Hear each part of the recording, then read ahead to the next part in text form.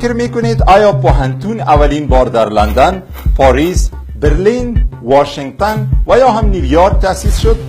فکر میکنید آیا پوهنتون برای اولین بار توسط شاهان اروپایی و یا هم توسط صنعت پیشه ثروتمند غربی تأسیس گردید؟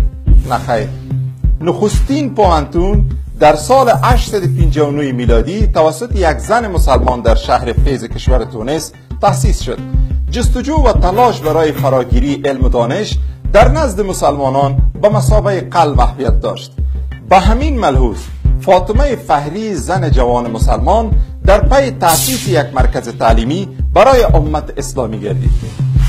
او مرکز آموزشی را زیر عنوان القراوین در شهر فیض تونس تأسیس کرد و در مدت زمان خیلی کوتاه این مرکز به محل بحث‌های سیاسی و مرکز آموزشی دینی مبدل گردید.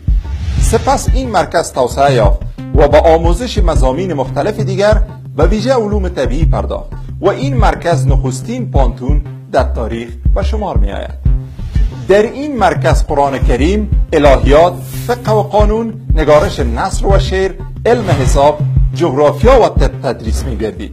افزون بر این در این مرکز مضامین چون دستور زبان، تاریخ اسلام، اساسات کیمیا و ریاضیات نیز آموزش داده می شد.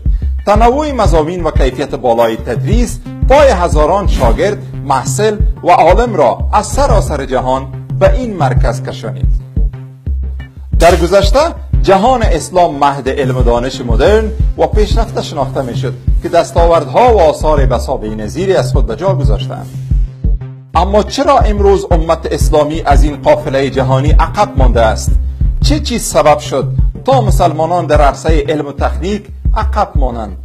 چه چیز باعث شد تا زنان مسلمان نقش خویش را در جامعه از دست بدهند؟